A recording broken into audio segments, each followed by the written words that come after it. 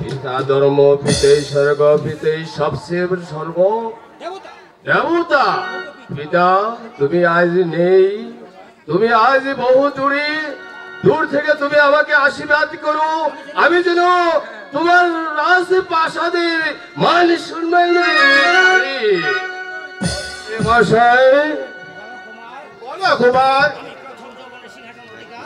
আমি প্রথম যৌবনে এই সিংহাসন অধিকার করেছি, আপনি সমস্ত প্রজাদের মধ্যে ঘোষণা করে দিন 3 বছরের রাজকর বাকি রয়েছে।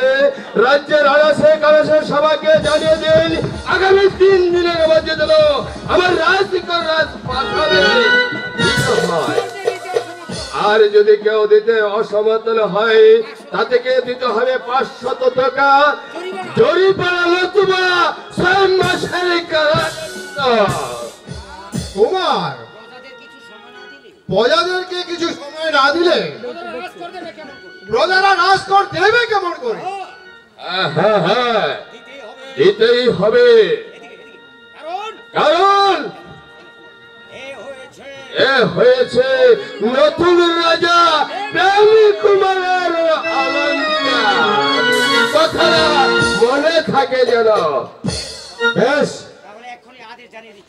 তাহলে এখনই জানিয়ে দিচ্ছি। এই কাছে সেনাপতিকে পাঠিয়ে দে।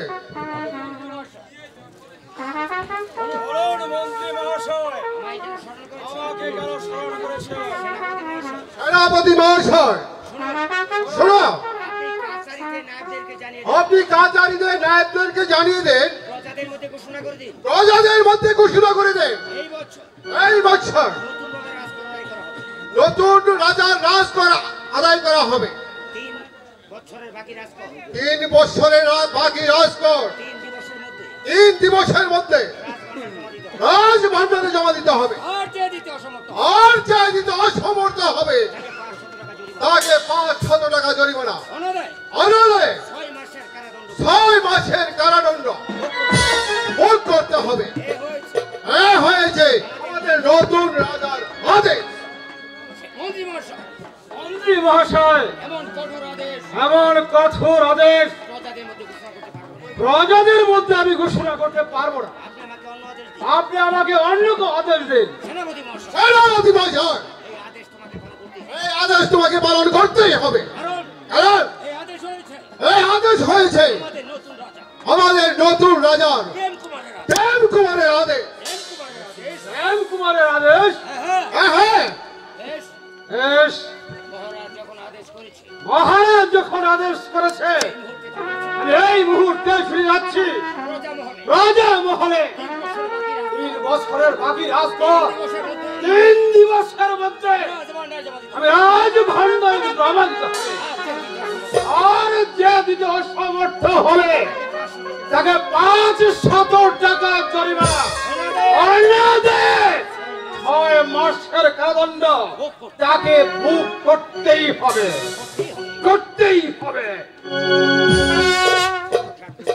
ঠাকুর, এই নবতরুণ মানবকে নিয়ে কেমন করে রাজ্য পরিচালনা করব?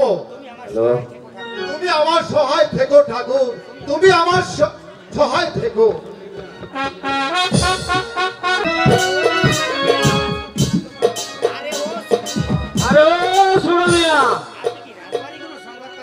আপনি রাজবাড়ি কোন সংবাদ পেয়েছেন? না, আমি কোন সংবাদ পাইনি।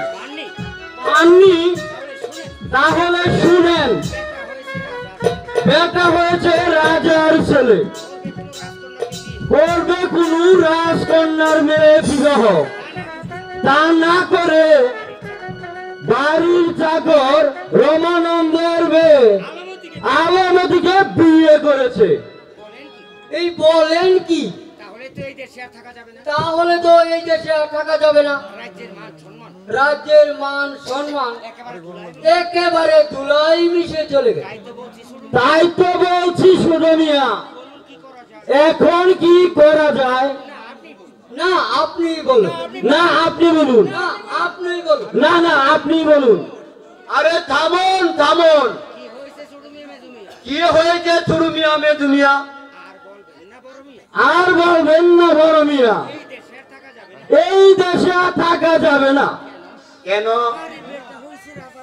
আরে বেটা হয়েছে রাজার ছেলে, করবে কোন রাজকন্যাকে বিয়ে, তা না করে বাড়ি চাকর রমানন্দ তার মেয়ে আলমের মেয়েকে বিয়ে করেছে। তাহলে তো বেটা একবারে থার্ড ক্লাস কাজ করেছে। তাই তো বলছি বড় মিয়া, এখন কি করা যায়? তাহলে আসুন তিনজনে একটা বুদ্ধি করি। তাই করি।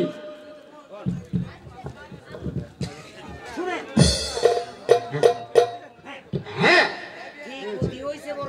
ঠিক বুদ্ধি হয়েছে বড় মিয়া, ঠিক বুদ্ধি হয়েছে। তাহলে শুনেন, আমরা তার রাজ্যে আর থাকবো না, থাকলাম না, তাকে রাজ করতে দেব না, দিব না, এমন কি রাজা বলে স্বীকার করবো না। বললাম না।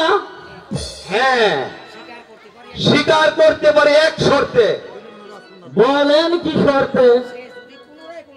সে যদি পুনরায় কোনো রাজকন্যাকে বিয়ে করতে পারে তাহলে রাজ্যে থাকবো, রাজ করে দেব, এমন কি রাজা বলেও স্বীকার করবো।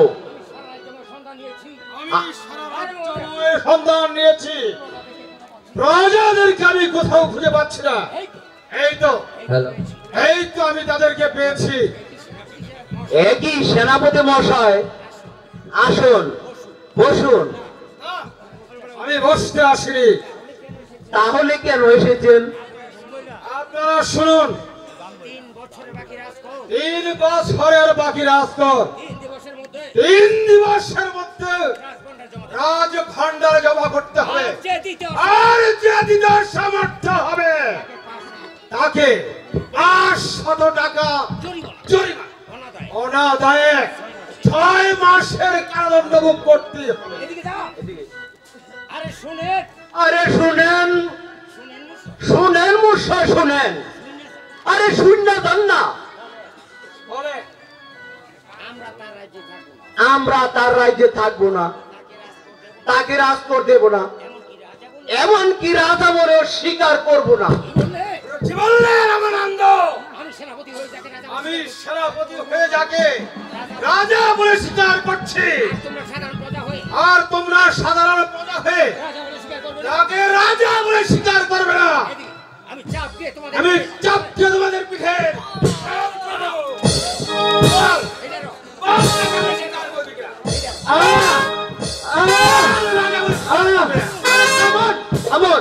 সেনাপতি মহাশয় সেনাপতি মশাই, পালা করে শোনেন। বলো, বলো, আপনার প্রেম কুমার যদি আপনার প্রেম কুমার যদি পুনরায় পুনরায় এক রাজকন্যার বিয়েকে বিয়ে করতে পারে তাহলে রাজ্যে থাকবো, রাজ্যে থাকবো, রাজা বলে স্বীকার করব, এমন কি 3 বছরের অগ্রিম রাজকর দিয়ে দিব। দিয়ে দেবে। দিয়ে দেবে? হ্যাঁ, হ্যাঁ, বেশ, বেশ, তোমরা যখন বলছো তোমরা যখন বলছো, এই মুহূর্তে চলে যাচ্ছি রাজদরবারে। আমি এই মুহূর্তে চলে যাচ্ছি রাজ দরবারে। কিন্তু মনে রেখো, কিন্তু মনে রেখো, তৃতীয়বার যদি আসতে হয়, তৃতীয়বার যদি আসতে হয়, তোমাদের ঘর বাড়ি জ্বালিয়ে তোমাদের ঘর বাড়ি আমি চালিয়ে পুড়িয়ে তোমাদেরকে তার খায় করে দেব। আরে যাও যাও যাও। এই ছোট মিয়া, মেজু মিয়া, কত দেখেছি, কত দেখেছি। আমরা প্রজারা না থাকলে রাজা সেনাপতির কোনো প্রয়োজনই পড়ে না। ঠিক বলেছেন বড় মিয়া। চলেন, এখন আমরা বাড়ি যাই। চলেন। চলেন।